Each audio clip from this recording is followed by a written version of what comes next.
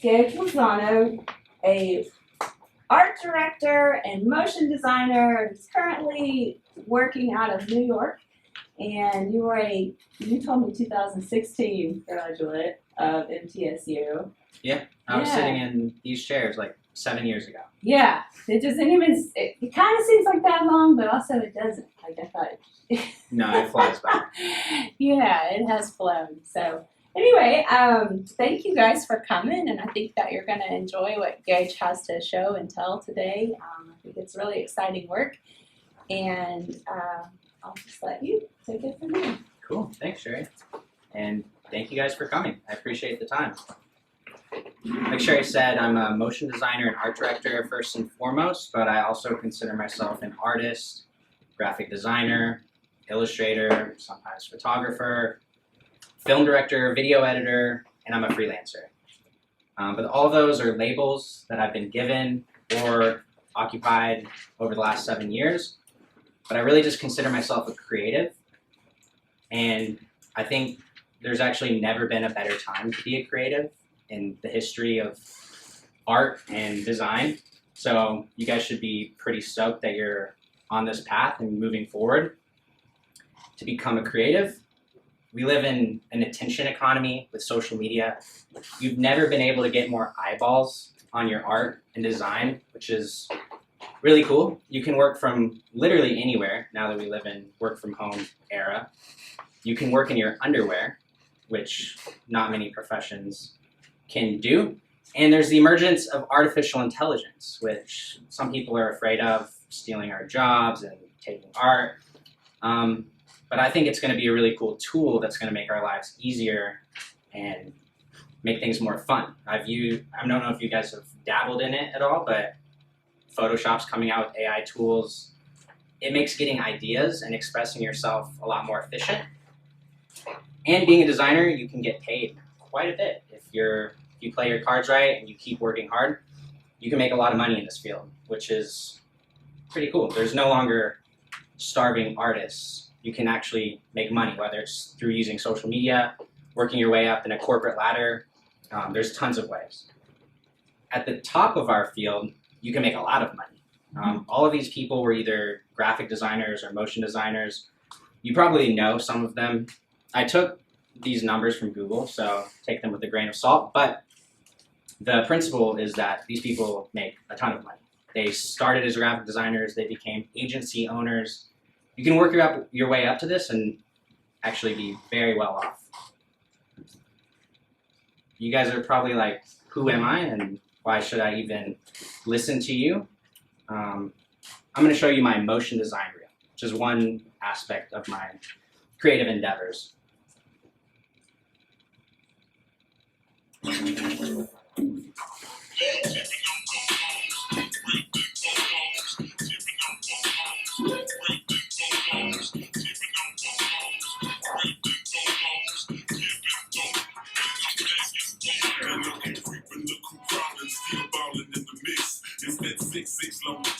Sticking your chick, pulling tricks, looking slick. At all times when I'm flipping, more sipping, car dipping, redwood rain dripping, still tipping, I'm still talking, I'm so tapping, so rolling, so pumping, so hipping, no hacking, no tagging, so flowing on that GameCube Nintendo, 5% 10, so you can't see up in my window. If you don't understand me, cause I'm boss hog on candy, top down at Maxis, with a big 9 handy, pieced up, creased up, stand dressed to impress, big boss, bill buckle under.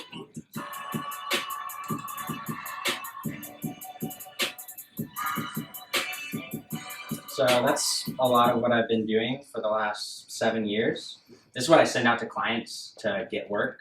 I would recommend maybe not using Mike Jones and unlicensed music, but I didn't really care, so I did it anyways because I thought the vibe was right. I used to be shorter and smaller. I was a baby once, and I really think I've been a creative my whole life. I didn't know it at the time. Really, even into college, I didn't really know where I was going, but I always drew Pokemon and Dragon Ball Z characters, and I would pass them around class as notes, and we would compete to see who could draw the best. I played music as a kid. And I do have credentials. I did graduate with a degree in a Bachelor in Fine Arts. I went on to be a graphic designer, a motion designer. I've had many different titles. I have billboards in New York City, and I've done a lot of cool projects. I've done a lot of not cool projects too. Somehow I made my way into film direction, which was a huge passion of mine.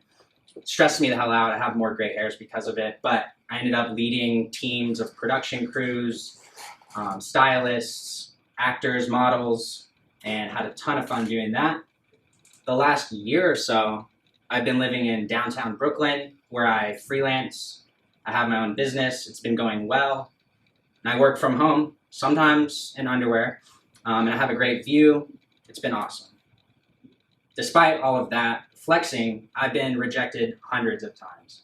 I've failed on more than one occasion. I literally ran out of money and had to get a regular job, which we'll talk about later, after being a graphic designer. And I was literally told by my first employer that I would never make it in the industry. But I have. All right, I'm going to take you through my story and some key moments of my career, and hopefully leave you guys with some tips and inspiration that might help. In the beginning of college, I had no idea what I wanted to do. I think I started doing psychology and some other crap, but I got reintroduced to painting from a friend, and I started making these objectively shitty paintings. But I loved it. I started skipping class to paint, and I thought, if I'm skipping class to paint, maybe I should enroll in art school. So I went to design school. I started, instead of taking notes, I'm sure some of you guys, your notes probably look like this too. They're just doodles with a little bit of notes.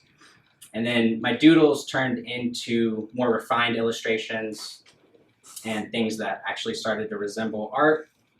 I started painting everything, even this chair, which had no business being painted, but I was just painting like a madman.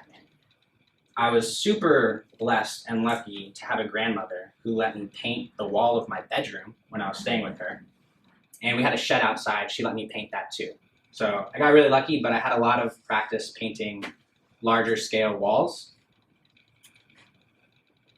I was a printmaker for a bit at MTSU.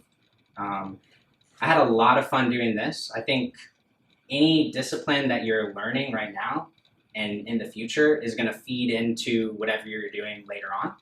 So whether you're learning printmaking or painting, whatever, and later on you might be a graphic designer, an artist. You saw I had tons of labels. It doesn't really matter.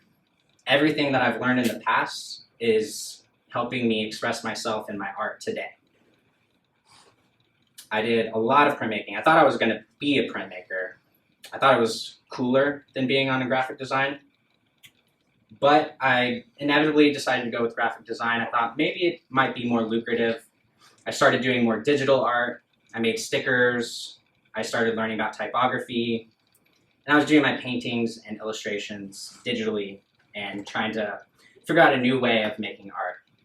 These are still some of my favorite pieces of digital collage that I've ever made. And what's cool here is I started experimenting with different tools.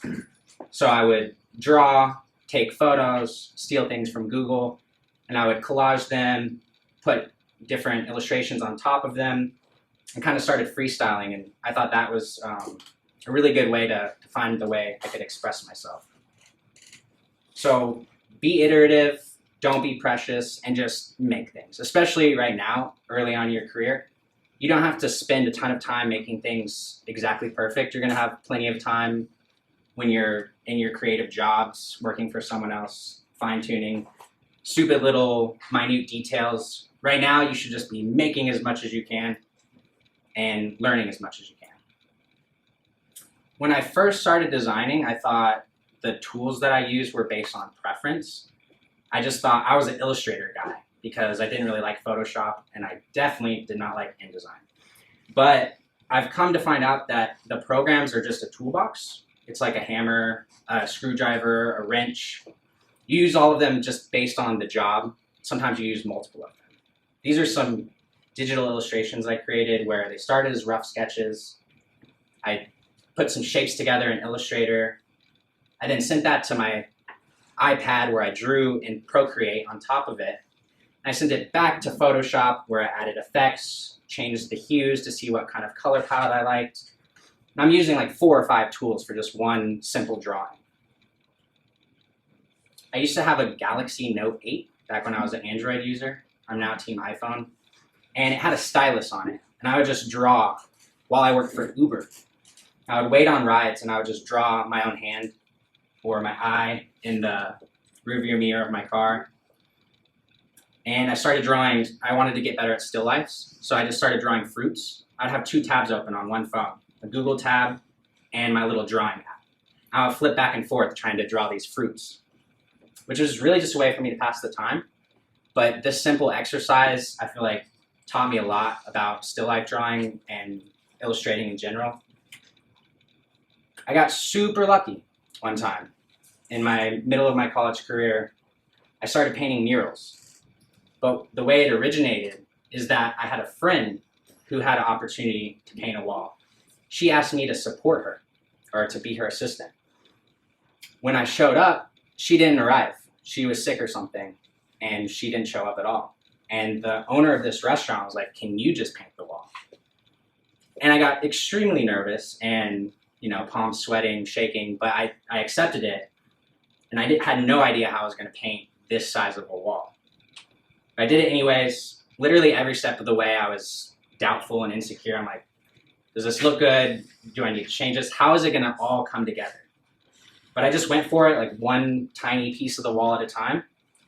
And eventually it came to a decent end product. But what's more important is that it was behind people who were playing music. It was in a restaurant, so tons of eyeballs on this.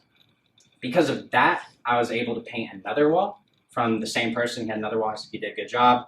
Here's another one." So I just kind of dove into painting these larger walls. Because of that, I had a friend at Liquid Smoke, which is a bar on the square. He asked me to come paint a wall in his bar. Somebody saw that while they were drinking, who owned a gym. And they said, "Yo, come paint some graffiti-style mural in my gym." Another gym owner saw his painting and invited me to Olympus in Murfreesboro, where I painted another wall. Because of that, a bar owner in Nashville wanted me to come paint an even bigger wall. This one is where I actually started getting paid some money. So I have like a little bit more of a process here. I sketched it out quickly in Procreate first. This is like version 7 or something. It was very ugly. I don't even think I'm a good illustrator. I think I just like keep modifying it until it works for me. Then I started filling in the colors to try to figure out how the colors might work. Then I sketched it on the wall roughly with paint and started painting it in. The entire time I was scared as hell. I was super nervous. Pretty much all of these projects. And still to this day I get super nervous, like, can I even do this? But I did it. And it came out good. And it turned into this like social thing where people were posing in between these headphones. Some influencers were talking about on the YouTubes. But yeah, it turned into this thing that was bigger than I even thought it could. And it taught me that you never know what something might lead to. This is like a trickle down of like 7 different projects over the course of multiple years. But because I showed up for that first painting to be an assistant, one thing led to another. I ended up I probably could have kept going and just been a mural artist. I diverted and did other things, but one small thing can lead you to something big. You never know what might happen. All right, so then I actually started working as a designer as I was graduating. I freelanced odd jobs throughout college. I did like a menu design for a Chinese restaurant. It was horrible. I think the guy paid me like $100 and some Arby's. Every time we met, he would just buy me Arby's. I worked for friends in college. I helped build some of their brands or make additions to what they were doing at the time. This is Southern Yankee. We made merch and a logo out of some idea he had. This is a musician named Billy Rathul. He went on tour. We did some merch and some poster design for him. It ended up on t-shirts that this sweet girl is wearing. I helped my friend build a hot sauce brand called Increase the Heat. I did his logo. with his noggin on it, and we did a bunch of labels. It was a ton of fun. And I think one of the coolest things about being a designer is you get to help manifest other people's dreams. So, there's countless examples through my 7 years where I'm helping other people visualize things. I've visualized my own dreams, but it's really awesome to be able to collaborate with other people, meet new people, and learn about different industries. If you're a graphic designer or an artist, you're probably going to work in a ton of different industries. I did have a real job. My first traditional graphic design job was for an Italian ceramic company, and I'm not going to name them because it was horrible. Super toxic experience. Hated it. But I did traditional graphic design where I laid out magazines, did a little bit of video editing, and this is the job as it ended. I had some falling out with my manager, and when I walked up to her, I was like, thank you for the opportunity, despite it being kind of awkward. And she told me, good luck, you're never going to make it in this industry, which was crazy, it hurt. But I did make it, and I kept going, despite being kind of rejected so overtly. And after that, I said, I'm not going to work for someone else. I just need to work for myself. So this is freelance attempt number 1. I decided I'm just going to be a freelancer. I had no plan, really. I had not a lot of experience. I started doing the stupidest work ever. This is a video for a lawyer who just was in front of a green screen, and he was hunting for the big bucks, which is a reference to money, but it was like a hunting Southern thing. I got paid $300 for 2 weeks of work, which is nothing. And I did a bunch of other presentation designs and super lame stuff. I wasn't really a freelancer. I was just picking up odd things. But sometimes dumb work turns into cool work. So I had a friend who was too busy. He gave me a job doing presentation design.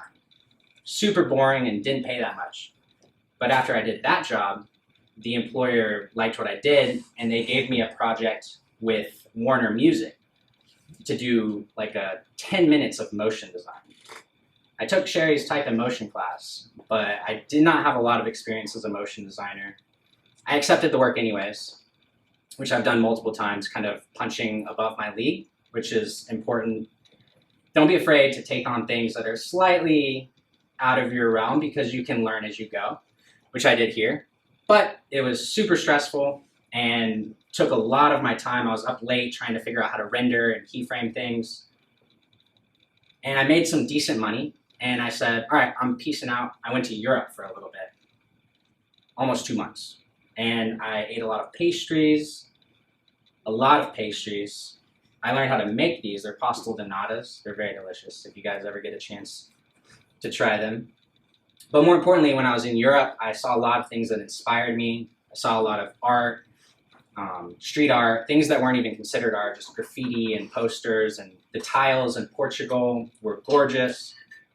I saw a lot of religious cathedrals and buildings from hundreds of years ago in Amsterdam and Prague and London. And I felt very rejuvenated and inspired and ready to go back and work more when I got back from Europe, which I assumed I would just be able to freelance again.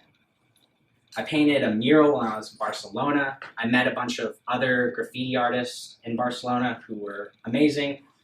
But because I was an artist and I just went and did something out of my comfort zone, I ended up meeting a lot of people and learning a lot while I was there.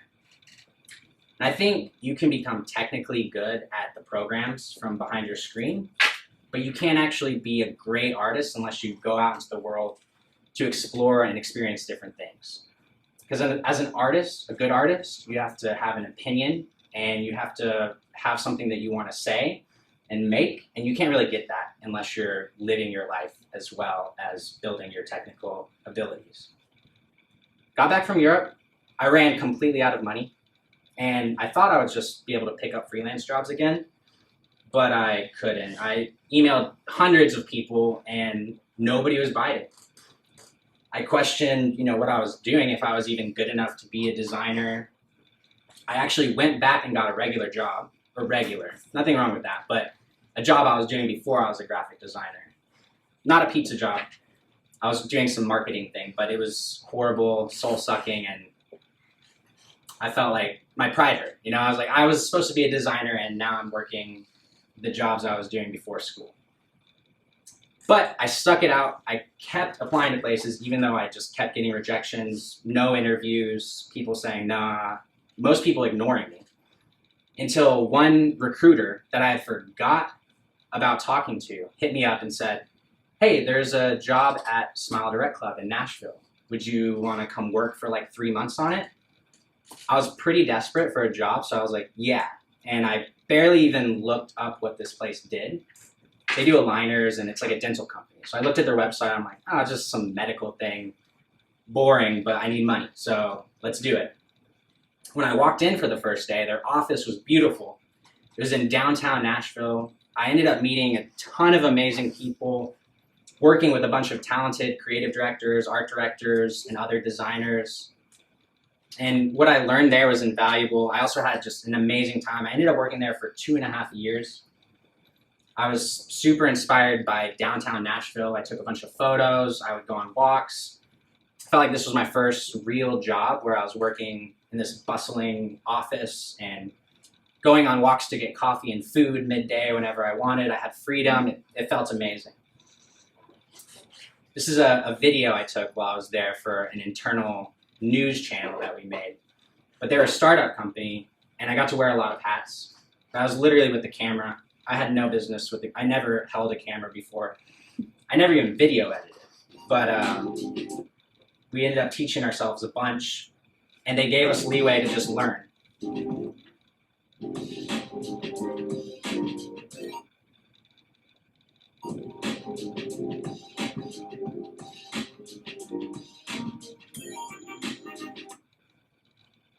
Since the internet's a little... Yeah, that happens.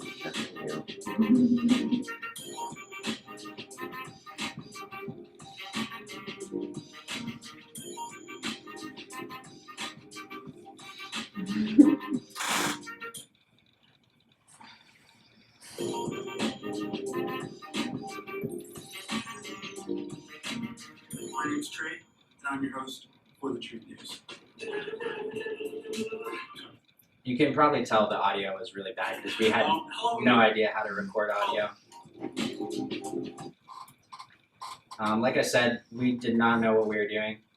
We literally learned as we went. They would tell us to shoot something, and we set up lights, cameras. I had no idea what I was doing. We just haphazardly put lights up and tried figuring it out. But over the course of a couple years, we got better at what we were doing. You can see here I was learning how to operate a camera on YouTube while we had this whole production set up. But this turned into a lot of bigger things. I had an executive producer that I worked with. I started as a production designer, then I became a motion designer. And then at one point in time, this producer said, hey, you're our video editor. And I only did a little bit of video editing. I wasn't interested in it. I wanted to animate and keyframe things. I was like, I don't want to be the editor. They said, you're the only one who kind of knows how to do it. You're our editor now. And this new manager that I got, who was the executive producer, people didn't really like her that much. She was very rude and mean, and I was not happy to be her report and work under her. But I did it anyways. I didn't really have much of a choice. But she ended up taking me to LA and New York to work with her on bigger, multiple $100,000 productions. I didn't do a lot while I was there, but I was lucky enough for her to bring me along, and I got exposed to the world of production and video that I didn't even know really existed. And even in Uber rides from the airport to the productions, I was talking to her one-on-one, and she taught me so much about the industry. So be open to mentorship from anywhere. It could be from someone who you don't like, someone who's pretty mean. It could be from an old friend in your past, but you can learn from people. They don't have to come to you and say, I'm your guru mentor. I'm going to teach you how to be a designer now. Mentorship can come from literally anywhere. And then everything was going pretty decent. The pandemic hit. I got furloughed, which is like basically just laid off, but it's a fancy word that they don't want to fully lay you off. And I was alone and sad, and I had no idea what was going on. I made this drawing of Goofy because I felt goofy and confused. And I didn't know what was going on. I lost my job. I started applying again. Hundreds, emails, weeks where I would just be like, all right, this week I'm going to reach out to 50 people. Like, no matter what, I have to do it. I would reach out to 50 people, and I'd get like 2 responses, 3 responses. Everybody was laying people off. Nobody knew what was happening. So at a certain point in time, I said, all right, I have to focus. I literally locked my phone away for a week, a full week, not that long. But I told everyone I know, I'm like, I'm not talking to you. If you want me, you can send me a letter. I literally said, this is my address. Send me a letter. I'm not engaging with the world at all. I have to focus. So I put together a new website. I spent a whole week teaching myself Webflow. I made my website feel more professional. And then I went back at it and reached out to like 100 places again. Finally, I got an interview from within an agency in New York, which is super random. I'm like, I don't even remember applying to this because I applied to so many places. They said, yo, we want to talk to you about being a motion designer. Sweet, that's what I want to do. And I started going to New York for them. But the cool part about this is that somewhere along the interview process, the email thread changed from interview as a motion designer to interview as an art director. I thought it was a mistake at first. I'm like, I'm not an art director. I thought maybe that was in my career path years down the road, but I wasn't an art director. I didn't apply for art director, so I didn't say anything about it. But when I got the contract from them, it had me as an art director. I didn't say anything. I was like, okay, cool. Like, let's go. But I still really don't know why they did that, but I'm pretty sure the creative director who mentored me and taught me a lot while I worked there saw maybe some potential, or maybe they just needed an art director. But I started punching way above my weight class, and I was like an art director in New York. I started traveling to and from New York for productions. Right off the bat, they were like, all right, here's a meal delivery service. You got to go do a production for them. We have $40,000 and a team of stylists and keyboards and MIDI controllers. I worked with other designers, animators, 3D artists to make these come to life. I started managing other designers and having to care about their growth as a designer.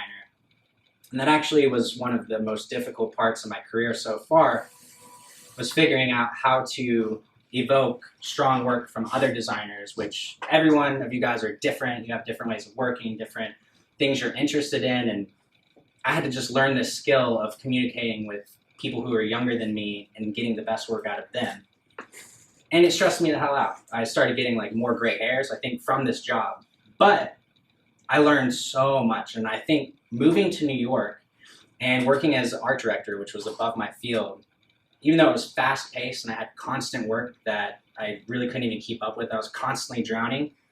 I evolved so much quicker by doing that. In my 2.5 years working for this agency, I feel like I evolved as a creative vastly more quickly than I would have if I stayed in Tennessee and did graphic design jobs. So I started working for Jose Cuervo. I did a couple things good. People started noticing me at the agency, and I ended up running accounts. So I ran Jose Cuervo's account for about 1.5 years, and we just cranked out an insane amount of volume of content that I had never done before, where it's product photography and still lives of things they used for marketing and social media. And I did about 1 to 2 productions every month, which is kind of insane. It takes like multiple weeks to plan these things and put together a team for them. It was kind of an insane ask, but we did our best, and we just kept cranking out an insane amount of content. They had a product launch. I worked with a team of 3D VFX people to come up with a suite of assets, introducing their new Crystalino product, which was super fun. I started doing lifestyle content and capturing different photos and videos of people interacting with their product, which I had never done before. I never had to guide models. I just kind of winged it. Looked on YouTube, read things online, trying to figure out how do I be a good director. And it worked out. I mean, I was constantly afraid and worried that I was going to drop the ball, but all of a sudden I started getting comfortable with it. So what was once really difficult for me became easier and easier and almost second nature as we just pumped out hundreds and maybe even thousands of videos and photos. We even did higher end productions, promoting sweepstakes, like this one. Tequila excellence. Hey, I'm Todd McCall. Thanks to my achievements in tequila, Jose Cuervo has asked me to select their new CMO. Yep, CMO, Chief Margarita Officer. We're staffing an entire C-suite of mixology masters. Interested?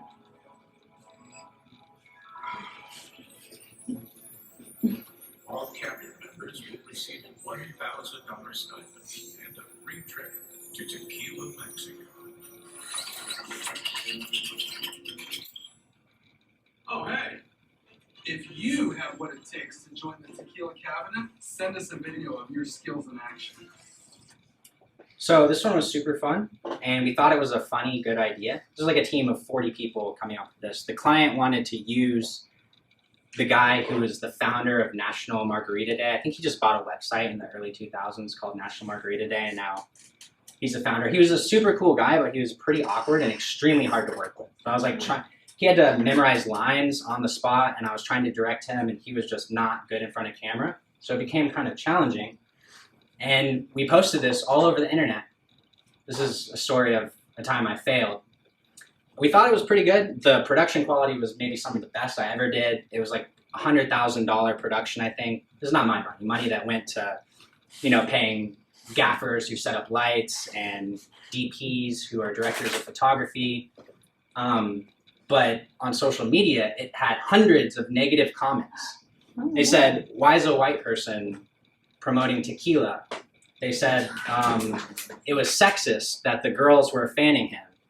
And like all of the ideas we had ended up being hated on in social media. Like horrible result, which felt horrible. I never had that where publicly some of my art was being criticized on social media. An innovator can change. Oops, it sucked. But we carried on regardless. It really hurt seeing all of the negative comments, but the client wasn't too upset. We brought the videos down, we figured out some solutions, we reformatted the content and put it out in a different way, and we carried on regardless. After that, it didn't end my career. It was a horrible thing, but I ended up working for Nike, which was a dream client. We put together a suite of assets that promoted the run club that they had in New York City. And I learned here, I thought, Nike, this is like a dream. This is huge. I'm working for Nike. But they didn't really know what they were doing anyways. And I realized like a lot of people in the industry are all the same. Like whether they have a big wig title as creative director or executive producer, most people are just winging it. And most people are just punching above their weight class like I was. And this is actually really liberating because I used to be afraid of creative directors, and I started working with so many of them, and I realized I could do creative direction. Like these people are just winging it too. So it kind of opened up the world of agencies and creative careers to me, and I felt like I could literally do anything as long as I have the gusto and the confidence to just take it and try it out. So like I said, the volume was insane at this agency, and by around this time, I was completely burnt out. I thought I had been burnt out before, but I was truly burnt out. Like I hated my job. I was like, do I even want to be in this industry? Maybe I should start a brand or try something new. Maybe I should go just be a bartender and interact with people. Like that seems more fun than sitting in front of a computer all day. And I dealt with true burnout for the first time until I decided, wait, let me try freelance one more time. So I left the agency I was at, and I said, I'm gonna work for myself. I'm gonna start a freelance business. I read this book, which is available for free online. It's called The Freelance Manifesto. It was written by Joey, which is a guy I mentioned up in the front of the presentation, whose net worth is like 8 million. He's a motion designer. He became an educator, and he has tools and an entire course, which I highly recommend, called School of Motion, which is where I learned a lot of my motion design abilities. And I read this book, and it influenced and inspired me to work for myself. I thought, you know what, I can probably make more money and work less if I build something for myself. So that's what I tried doing. And again, I didn't know what I was doing, but I decided I'm gonna be official. I went to the city of New York and I created an LLC, which is like an official business entity. I'm like, I'm a business now. I have my own, I'm a freelancer, maybe kind of design studio one day. I made bank accounts, business bank accounts, where only my business money goes into that account. I pay my own taxes, and I pay myself. I wasn't even getting work at this time. I just like set all of this up, kind of just like, all right, this is what I am now. I redid my entire website. I tried making it look more professional, more like, maybe I'm kind of more like a studio and less like an individual. Let me just spell out exactly the services I offer, what I do, the clients I've worked for. Let me present myself in a different way than I was before. I had a bunch of work that I had done in the agencies that I was working for before, so I was like, let me present this in a way that feels like a studio would present it. And then I started getting work, like much more work than I was on my first freelance attempts, and much cooler work. I worked with this company called Lenscart that were producing different frames, and we made a bunch of assets for them. I started doing motion design again. Even though I was working as an art director for 2 to 3 years, I found it was easier for me to get motion design work, and I kind of liked it better. I'm like, oh, I don't have to worry about managing people or leading teams. I can just sit at home and keyframe, and I don't have any meetings. When I was an art director, my calendar was full every single day, sometimes on the weekend. It was from 9 a.m. to like 6:30 p.m. I had meetings and messages from people. Now I could just be a motion designer again, not worry about all of that. I started doing explainer videos for companies like Snap Mobile, who released a new version of their app, and we helped explain it for people who were investing in their company. And then I started getting some bigger projects that were really fun, like this Transform project, which is a conference. They had giant screens. I was already used to painting giant walls, but I never put my animations up on screens except for like 1 or 2 billboards in New York, which was simple motion design. This was like an entire 2-day conference. We were introducing new speakers, welcoming attendees to the conference, and we needed things that were behind the speakers while they were giving their lectures. I did some video for MLS, the Youth Soccer League, where we congratulated them and promoted all of their achievements throughout the year. I thought, okay, I'm a motion designer again. I'm doing video, this is a lot more fun, and I was working like not a lot. Like I went from working 60 hours a week to working like 20 or 30, and I was getting paid just as much as when I was an art director because I had the confidence to sell myself and put out a price that I wanted, and by this time, I was able to do it, whereas the first freelance attempt, I didn't have the experience. It was good for me to learn from that, but I wasn't ready to kind of put myself out there. I didn't have the volume of work to say like, you can trust me with these things. And now I'm doing another conference and I'm working on these 3D animations. I actually contracted someone for the first time ever through my business. I hired another designer to work with me on it. And I went from making like $300 to doing projects that were just project-based. It wasn't even based on hours or weeks. I just said, this is how much this project's going to cost. And I had this new confidence where I could actually go into meetings. I had led teams as an art director for a long time, so I felt much more free and able to go into these meetings and sell myself in a different way. And now I'm doing art direction and motion design projects as I want with, like this month I'm extremely busy. I'm working nonstop, but 2 months ago, I didn't really work at all, but I was fine. I started running and doing other things. So building up this volume of work and all of the experience that I've gotten has led me to a place where I have a little bit more freedom and flexibility in how I work. So all of that to say, keep going, keep progressing. You have no idea where your life or your career or your art can take you. You'll have bad days and maybe even bad months as you navigate the industry and try to find work. But if you just keep going, you might get somewhere that you didn't even know was possible. Thank you. Thank you.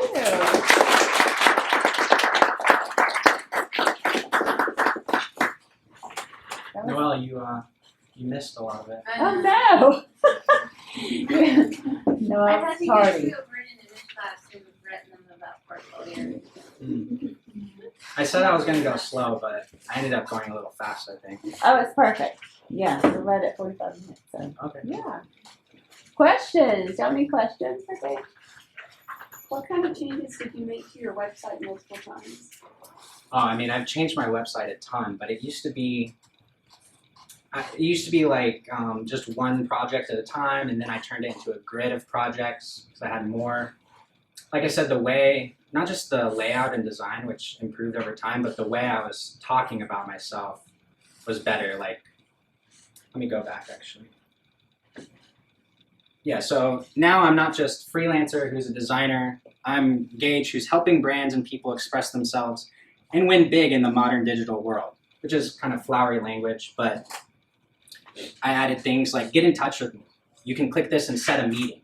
I just tried making myself more professional.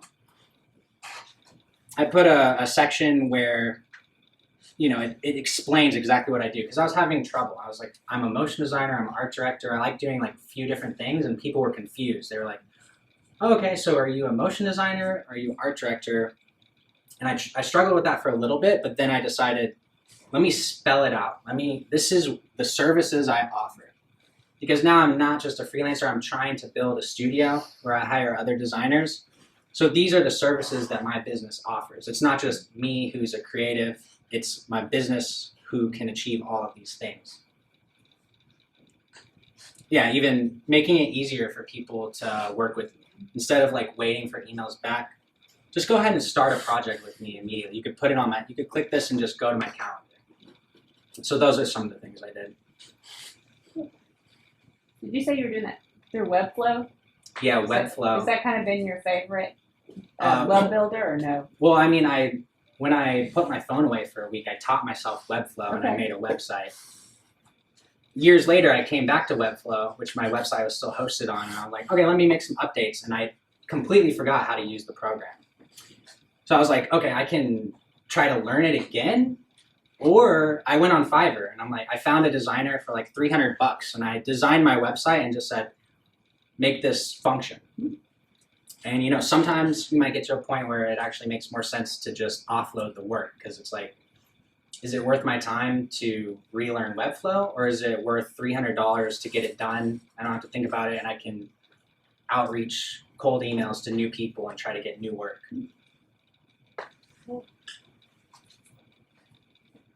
Who else?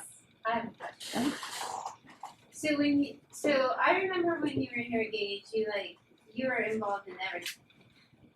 So tell everybody, because they're still here and they have time to take classes, or what would you recommend they do inside Todd Hall before they leave? Are there classes in particular or connections to be made? What do you got for them? Yeah, so there's a couple parts of my presentation I talked about, you don't know where something might lead. You don't know if the person sitting next to you, maybe you're like, oh, that's just some guy who's in my program. You don't know 5 years from now, they might work at a different company and you might need a job. And so, make connections where you're here. The college experience, maybe one of the best things is just meeting people and learning how to interface with people, getting critiqued and learning how to not be. There's another slide that said, don't be precious. I disconnect myself completely from my design work. If a client tears it apart and says it sucks and it's awful, I think, cool, let's make it better. It's not about me as an artist, it's just, what is the client trying to achieve? So if you can disconnect yourself from your art and just put it out into the world without feeling emotional about it, and if you can make strong connections while you're here, because when you leave, you might be working from home, you're not gonna have as much social connection. And then also, another thing I mentioned was I did printmaking, and I tried a bunch of stuff like Noelle said, and I think it's not like as important to get your degree and say, I'm a graphic designer at this stage in your career. I think if you just move towards what brings you joy and what you feel good about making, you're gonna make more of it. And like I mentioned, anything you do that's creative is gonna feed into all of your other creative endeavors. Like whether you're painting or printmaking, and then later on you decide you wanna be a video editor, it will straight up influence your work. Nothing is to waste. Even if you're a dancer or you like light shows and go to raves, like that is gonna influence your work later on and make you unique as an artist. So just move towards what is joyful to you.